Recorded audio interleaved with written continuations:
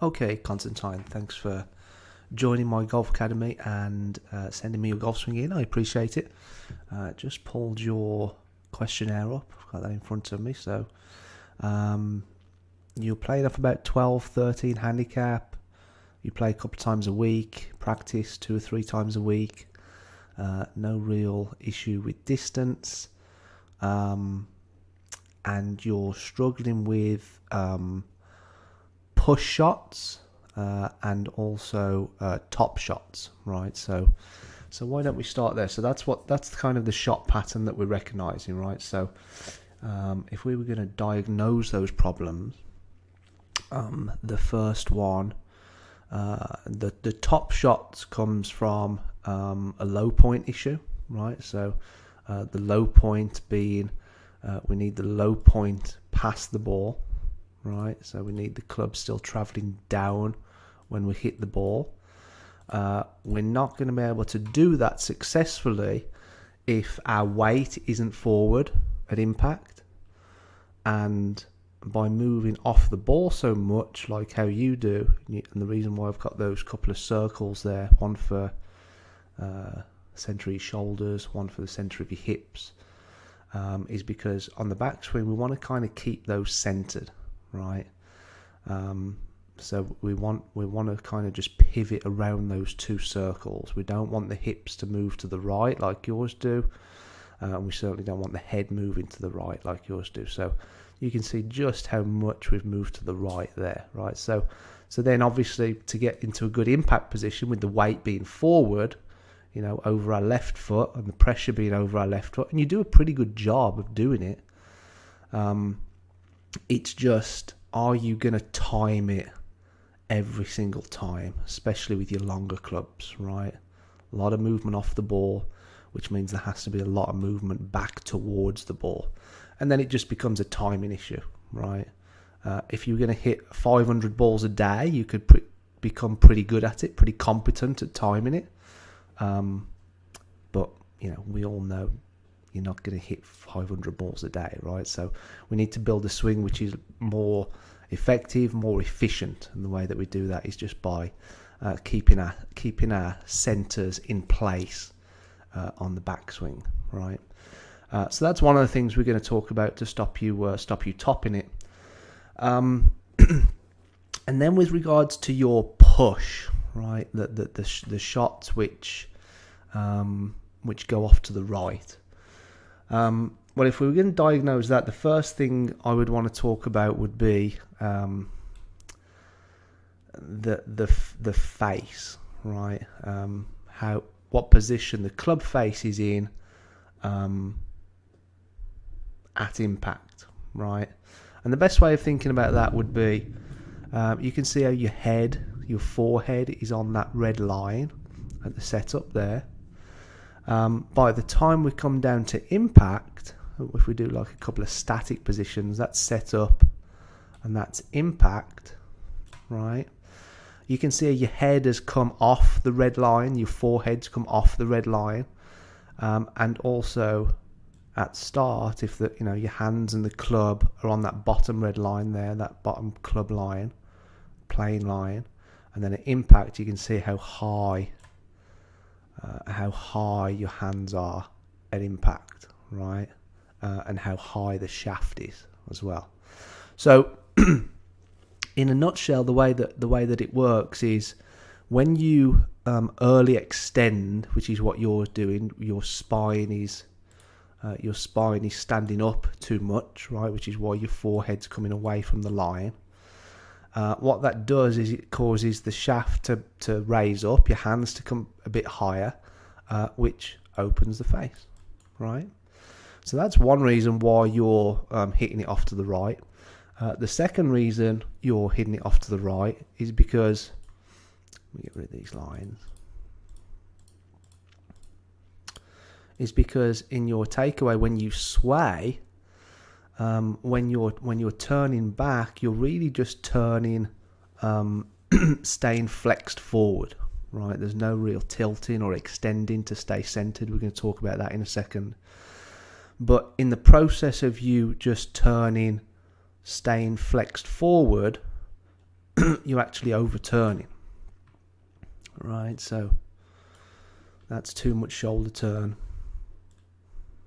Right, that's contributing to the club getting across the line a lot at the top. Right, you see the pros, their clubs kind of in that position. Generally speaking, the club head stays behind the hands. Right, so you're overturning. So then, as you come back down into impact, you can't open your turns enough. So, you know, what we're seeing coming back down into impact is that our shoulders are still just a little bit closed, right? You can see how closed our shoulders are there just before impact at P6. Now, you do a pretty good job getting down into impact, right? You manage to get your shoulders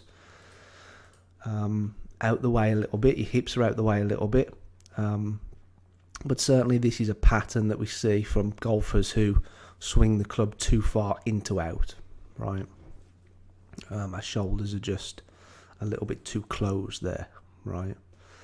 And then post impact, you can see how the club and your hands come out again, just a little bit too high up here through your left shoulder. We want the club and your hands to come out underneath your left shoulder. So again, that's a pattern that we see golfers who swing it a little bit too much into out, right? So you got the face open because of your early extension and your high hands and the high shaft at impact, because you're early extending, because your head comes back off here, right? That opens the face. That's going to contribute to you hitting it right, and also because of your overturning going back, you're not then able to turn enough coming down into impact and open your turns enough, which produces a path which is just, you know, a little bit too much bias towards into out, too much bias towards swinging it out to the right. All right. So that's the. Let me get rid of these lines. So that's the diagnosis. So, you know, what do we decide to do next, right? What changes need to happen? What changes need to take place to to positively alter the shot pattern, right? Well, the first thing we need to do is stop swaying, right? We need to stop moving off the ball, right? That's a given. The second thing we need to do is we need to stop extending too early coming down, right? You can see how your head comes off that line, spine raises up too much, right? From P4 at the top down to P6 there, when the shaft's parallel with the ground, excuse me, the spine should actually be, because you've extended going back, we're going to talk about this in a second, from the top down to P6, from P4 down to P6, the spine should actually be flexing forward again, right? So at that position at P6, we should see your body in a similar position to when it started. Well, there's where you start, your head's on the line, right? Your head's on the line, we're flexed forward that much, but by the time you get down to P6, you can see how your head's come off the line, and now our spine's up here, right? Right, so we've got to stop extending too early. And then the other thing we've got to do is we've got to learn to extend our spine and tilt left to stop overturning, right? So what I'm seeing in your takeaway is, you know, it's like you've got it, you've got a good idea of how it works, but the way that you're moving on your backswing is, right, that's how much we're bent over, and then all you're doing is you're just turning around that position, right? And this is a common problem because that produces the movement to the right, right? that produces the movement to the right. So to stop doing that, we need to tilt left more and we need to extend our spine. And because you're just turning, then you start to see the club head a little bit low, right? You see how the club head ends up behind your hands too early, right? Hands are quite deep there, right? And then you overturn to get to the top, which ends up with the club being across the line a little bit, right? So what are we going to do? Right? How are we going to implement this change? Well, first thing we're going to do, mate, is give you the idea of the left shoulder has to start moving down more, not around, right? See, your left shoulder follows that top green arrow. Your left shoulder's got to start moving downward more, way more, right? From the down the line view, it's going to start moving down this way, not this way. There. You see how high this shoulder plane is? You got to feel as though you're moving your shoulders downward more this way, right? So that's the first thing you can do. And excuse me. And I'll pull up some examples in a second.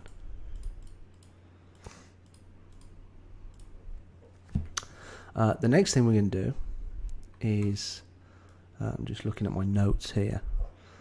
Next thing we're going to do is give you the idea, give you the swing tip, if you like, of putting more pressure under your left foot at the top. So you can see how, because you're shifting off the ball, big over rotation, the weight's moved over onto this foot, and therefore the pressure's moved over onto this foot, and you never really start moving onto your left one, onto this foot, until the club starts swinging down, right? But it's too late then, right? You're never going to be on your left side enough and fast enough, right? Certainly not like the, what we find the pros do, right? So the second swing tip is to, as we're going back, we're not only going to move our left shoulder down more, right, which we'll elaborate on in a second.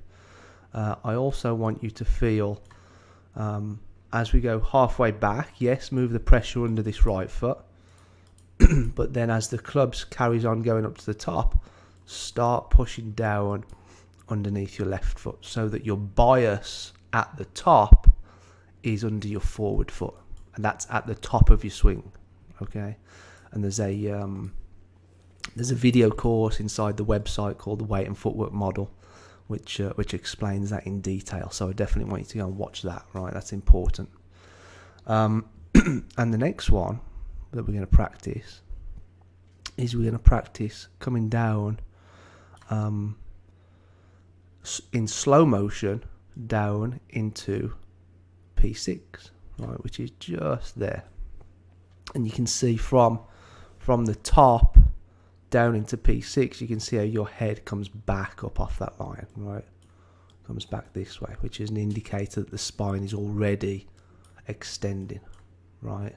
We actually want it to flex forward again, right? So let me give you an example of that. Maybe Charlie Wee, right? Put a line there where his head is.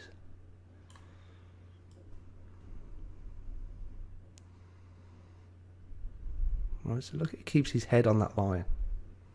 On the line, on the line, on the line, on the line. But the point is, as he comes down into P6, his head's still on the line. Right?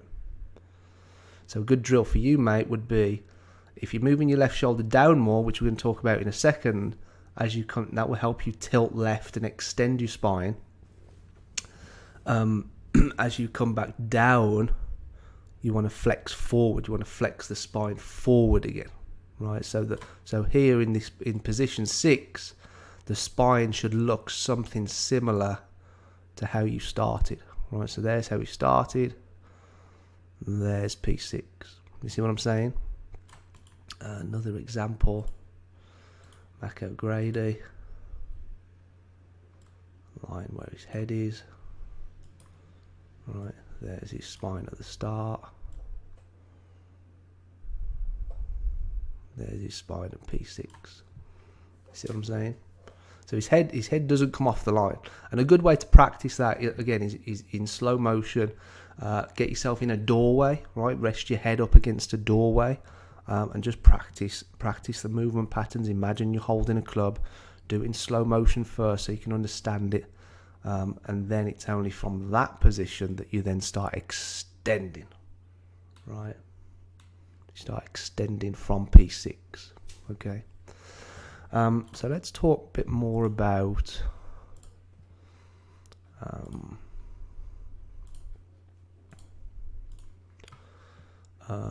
tilting left and extending, right? So a good way of thinking about it would be, as you go back, you know, what I'm seeing is that angle and that angle, right? We know that you've shifted your weight. We know that the centre of your shoulders has moved to the right. We know the centre of your hips has moved to the right. This is Steve Elkington a few years ago on tour, right? Someone caught him doing his little drill before he's hitting a shot. So what he's doing is he's, you know, whilst practicing moving his left shoulder down more, he's practicing tilting left more and extending more. Now, you look at that angle and you look at that angle. That's what I want you to try and do, right? So if we draw a circle around his hips and his shoulders, there you go. Right, so it's the opposite. The opposite, right? You're moving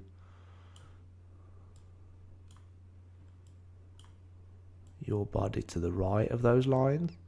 I actually want you to move this way, the opposite way. Feel as though your spine's going this way. That's a really good drill.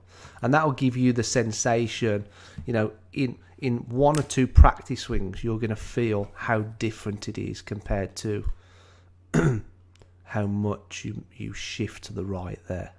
Okay? So it's a case of moving your left shoulder down more, right? And feeling as though when you get to the top, there's a massive stretch from your right shoulder all the way down to your right foot, right? Now, because you're just turning, staying flex forward, right, you start to see that sort of angle, right? We need to stretch it out, right? And that will help you stay centered. That'll help you get your hands higher. That'll help you stop swaying. And also, because you'll be more centered, you'll then start to understand what I'm talking about shifting the pressure onto your lead foot at the top, right? But then, like I said, from there, let me pull up another example for you.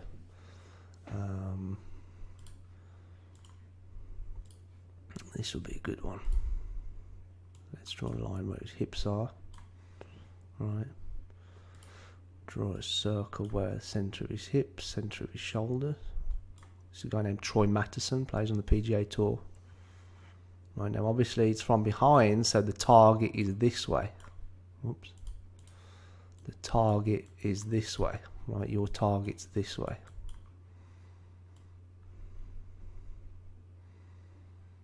There you go.